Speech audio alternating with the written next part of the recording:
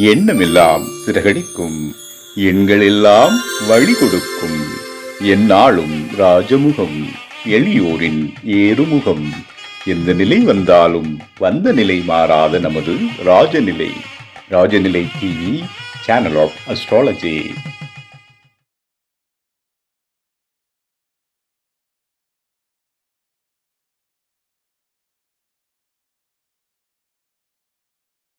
வாழ்க வையகம், வாழ்க வையகம், வாழ்க வளமுடன் என் அம்மா அப்பா பாதம் படைந்து வணங்குகிறேன். உலகெங்கும் உள்ள ஜோதிட குருமார்கள் அனைவருக்கும் அன்பான வணக்கம். நவகிரகங்களுக்கும் பஞ்சபூதங்களுக்கும் பிரபஞ்சத்திற்கும் என் அன்பான வணக்கம். கதிரவன் மதியம் அங்காரகன் முந்தியும் கருணை உள்ள சுரதம் குருவும் காரவன் காரியம் ராகுவும் கேதும் கருதுமிகு சுகமாக 11ஆம் இடம் வந்து உச்சநிலையை நின்று பரிவோடு மகிழ்ந்து அருள் செய்யும் என்றோ. உலகெங்கும் உள்ள ராஜநிலை டிவி ரசிக பெருமக்கள் அனைவருக்கும் உற்சாகமான காலை வணக்கம். இன்று பிறந்தநாள் மற்றும் திருமணநாள் கொண்டாடும் அனைவருக்கும் ராஜநிலை டிவி சார்பாக வாழ்த்துக்களை சொல்வது உங்கள் செல்வாக்கு ராஜநிலை ஜோதிடர் லால்குடி செந்தில். இன்றைய பஞ்சாங்கம் தட்சிணாய காலம் விஸ்வாவசு வட்டம் மார்கழி மாதம் 6ஆம் தேதி ஞாயிற்றுக்கிழமை. இன்று 21/12/2025 சந்திர தரிசனம். இன்னைக்கு சந்திர தரிசனம் பார்க்கறது ரொம்ப ரொம்ப சிறப்பானது. நல்ல நேரம் காலை 7:45 முதல் 8:45 வரை, மாலை 3:15 முதல் 4:15 வரை, கௌரி நல்ல நேரம் காலை 10:45 முதல் 11:45 வரை, மதியம் 1:30 மணி முதல் 2:30 மணி வரை, ராகு காலம் மாலை 4:30 மணி முதல் 6 மணி வரை, குளிகை நேரம் மதியம் 3 மணி முதல் 4:30 மணி வரை, யமகண்டம் மதியம் 12 மணி முதல் 1:30 மணி வரை. சூலம் மேற்கு திசை என்ற சூலம். வெள்ளம் சாப்பிட்டுட்டு போறது ரொம்ப சிறப்பு. இன்றைய திதி பிரதமை திதி காலை 9:33 வரை, பின்பு துவிதியை திதி. நட்சத்திரம் பூராட நட்சத்திரம். யோகம் விருத்தி நாம யோகம் மாலை 4:53 வரை, பின்பு துருவம் நாம யோகம். கரணம் பவக்கரணம் காலை 9:33 வரை, பின்பு பாலவ கரணம்.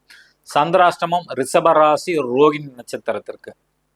கிரக நிலவரம். குரு பகவான் அதிசாரத்துல கடகராசியில இருந்து இப்ப இன்னிலேருந்து பாத்தீங்கன்னா மிதுன ராசிக்கு பயணம் வந்துருச்சு. ஓகேங்களா? இந்த அதிசாரத்துல போகும்போது சில பேர் சில விதமான பலன்கள் சொல்லியிருப்பாங்க. ஆனா அது மேக்சிமம் நடந்திருக்க வாய்ப்புகள் இல்லை. எதனால சார் அப்படின்னா, ஒரு வண்டி நகர்ந்து போகுதுன்னு வச்சுங்களேன், அது ஒரு 50 கிலோமீட்டருக்குள்ளார போகும்போது உங்களால பார்க்க முடியும். அது மீறி ஒரு 100-110 கிலோமீட்டர்ல வேகமா போச்சுன்னா உங்களால பார்க்க முடியுமா? பார்க்கவே முடியாது. புயலை கிளப்பிட்டு போகும், குப்பையை கிளப்பிட்டு தான் போகும். அது மாதிரிதான் குரு அதிசாரத்துல போகும்போது சில பேர் சில விதமான பலன்கள் சொல்லியிருப்பாங்க. அதிசாரத்துல பாத்தீங்கன்னா நார்மலா போகக்கூடிய வேகத்தை விட 3 மடங்கு வேகத்துல பயணம் செய்யும். அப்ப இத்தனை நாள் பாத்தீங்கன்னா குரு பகவான் கடகராசியில பாத்தீங்கன்னா பயணம்ங்கிறது இந்த அதிசாரம் வேகம் தான். அந்த வேகத்துல அவரால் எந்த விதமான நன்மை செஞ்சிருக்க முடியாது. பரவாயில்ல, இப்ப மீண்டும் மிதுன ராசியில உட்காந்துட்டாங்க. அடுத்து பாத்தீங்கன்னா சிம்ம ராசியில் கேது பகவான், விருச்சக ராசியில் புதன் பகவான் மற்றும் சுக்கிர பகவான், தனுசு ராசியில் சூரிய பகவான், செவ்வாய் பகவான் மற்றும் சந்திர பகவான், கும்ப ராசியில் சனி பகவான் மற்றும் ராகு பகவான். புதுசா பார்க்கக்கூடிய நண்பர்கள் இந்த மாதிரி பர்மனன்ட் மார்க்கர் ஒன்று வாங்கிக்கிங்க. இந்த மார்க்கரை பயன்படுத்தி ராஜநிலையோட அதிர்ஷ்ட எண்ணை மணிக்கட்டில் எழுதிடுவாங்க. நிச்சயமாக இந்த நாள் உங்களுக்கு இனிய நாள் அமையும். உங்களோட கோரிக்கையை தினமும் நினைச்சிட்டு எழுதிங்கன்னா இன்னும் சீக்கிரமா அந்த வெற்றி வாய்ப்பு கிடைக்கும். மேசராசி நண்பர்கள் என்று பயன்படுத்த வேண்டிய ராஜநிலையின் அதிர்ஷ்ட எண் 52. ரிஷபராசி நண்பர்கள் என்று பயன்படுத்த வேண்டிய ராஜநிலையின் அதிர்ஷ்ட எண் 64. மிதுன ராசி நண்பர்கள் பயன்படுத்த வேண்டிய ராஜநிலையின் அதிர்ஷ்ட எண் 72. கடகராசி நண்பர்கள் என்று பயன்படுத்த வேண்டிய ராஜநிலையின் அதிர்ஷ்ட எண் 68. சிம்ம ராசி நண்பர்கள் பயன்படுத்த வேண்டிய ராஜநிலையின் அதிர்ஷ்ட எண் 73. கன்னி ராசி நண்பர்கள் என்று பயன்படுத்த வேண்டிய ராஜநிலையின் அதிர்ஷ்ட எண் 92. துலாம் ராசி நண்பர்கள் என்று பயன்படுத்த வேண்டிய ராஜநிலையின் அதிர்ஷ்ட எண் 83. விருச்சக ராசி நண்பர்கள் என்று பயன்படுத்த வேண்டிய ராஜநிலையின் அதிர்ஷ்ட எண் 77. தனுசு ராசி நண்பர்கள் என்று பயன்படுத்த வேண்டிய ராஜநிலையின் அதிர்ஷ்ட எண் 33. மகர ராசி நண்பர்கள் என்று பயன்படுத்த வேண்டிய ராஜநிலையின் அதிர்ஷ்ட எண் 02. கும்பராசி நண்பர்கள் பயன்படுத்த வேண்டிய ராஜநிலையின் அதிர்ஷ்ட எண் 22. மீனராசி நண்பர்கள் என்று பயன்படுத்த வேண்டிய ராஜநிலையின் அதிர்ஷ்ட எண் 08. நம்ம இந்த ஜோதிட குறிப்பில் இந்த மாதம் முழுவதும் 2026க்கான ராசி பலன் 12 ராசியும் பார்த்துட்டு இருக்கிறோம்.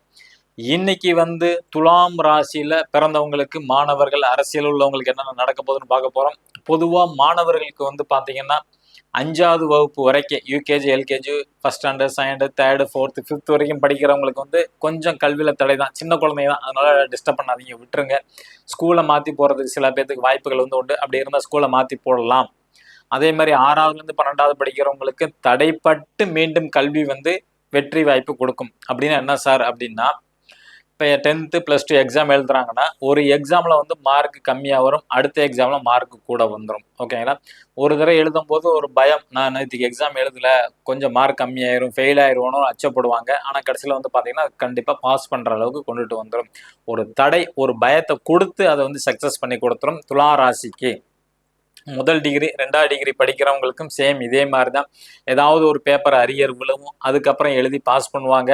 ஒரு சில பேர் காலேஜுக்கு வந்து அட்மிஷன் போடுவாங்க, கடைசியில் அந்த காலேஜில் வந்து சேர்க்க முடியாது, வேற காலேஜில் போய் சேர்க்கக்கூடிய சூழ்நிலைகள் வரும். ஒரு இடமாற்றம், சேஞ்சஸ் வந்து கண்டிப்பாக துளாராசிக்கு வந்து உண்டு. பிஹெச்டி பண்ணுறவங்க அவங்களுக்கு இந்த வருடம் வந்து பார்த்தீங்கன்னா அது தடை ஏற்படும். அந்த ப்ராஜெக்டை சக்ஸஸ்ஃபுல்லாக முடிக்க முடியாது. பிஹெச்டி பண்ணுறவங்களுக்கு, போட்டித் தேர்வு எழுதுறவங்களுக்கு 2வது முயற்சியில் வந்து வெற்றி வாய்ப்பு வந்து கிடைக்கும். நீட் எக்ஸாம், வேற எந்த போட்டித் தேர்வு எழுதினாலும் 2வது முயற்சியில் கண்டிப்பாக சக்ஸஸ் வந்து கிடைக்கும் துளாராசிக்கு. துளாராசியில் பிறந்தவங்க அரசியலில் ஈடுபாடு இருக்கிறவங்களுக்கு வந்து பார்த்தீங்கன்னா ஒரு இடமாற்றம் கொடுக்கும். அவங்கள விட அவங்க குடும்பத்தில் வந்து பார்த்தீங்கன்னா இளைய சகோதர சகோதரி யாராச்சும் இருந்தாங்கன்னா அவங்களுக்கு வெற்றி வாய்ப்பு கிடைக்கும். அதாவது என்னன்னா, ஒரு சில இதில் வந்து பார்த்தீங்கன்னா கட்சியில் வந்து அவங்க ஃபேமிலியில் அப்பா அம்மா யாராச்சும் இருந்தாங்கன்னா அதோட பலன் வந்து பார்த்தீங்கன்னா இந்த வருஷம் வந்து குடும்பத்தில் வேற யாராச்சுக்கும் பிள்ளைங்களுக்கு கொடுங்க அப்படின்னு சொல்லுவாங்க சீட்டு. நார்மலாக வார்டு கவுன்சிலுக்கு எடுத்துக்கிட்டா கூட ஓகே. எதுலையாச்சும் ஒன்றில் வந்து பார்த்தீங்கன்னா அவங்க வம்சத்தில் இருக்கிற இளைய சகோதர சகோதரிக்கு அந்த வாய்ப்பு கிடைக்கும்.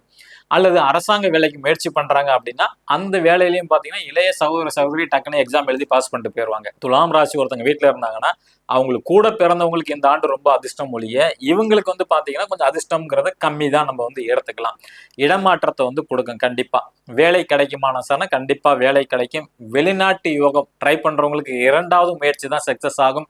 முதல் முயற்சி வந்து தடை ஏற்படும். வெளிநாட்டு வாய்ப்பை பொறுத்த வரைக்கும் திருமணம் 100% நடக்கும். இவங்களை பொறுத்த வரைக்கும் குழந்தை பாக்கியம் கண்டிப்பா உண்டு. இவங்களை பொறுத்த வரைக்கும் IVF ட்ரீட்மெண்ட் வந்து எடுப்பாங்க. துளாராசியில் உள்ளவங்களுக்கு கண்டிப்பா IVF வந்து பண்றது சக்சஸ் ஆகும்.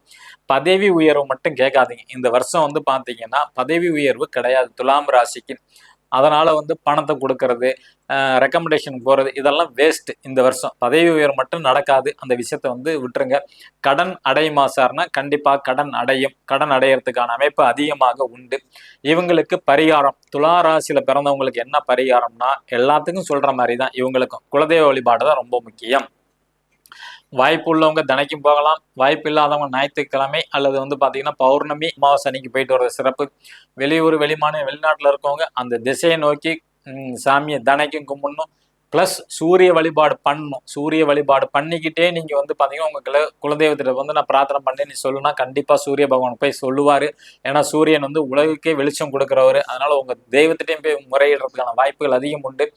குலதெய்வம் தெரியாதவங்க வந்து சூரியனை பிடிச்சுங்க. ஓகேங்களா? குலதெய்வமே எங்களுக்கு தெரியல சார் அப்படின்னா சூரியனை பிடிச்சுங்க. கண்டிப்பாக அது நிவர்த்தி கொடுக்கும்.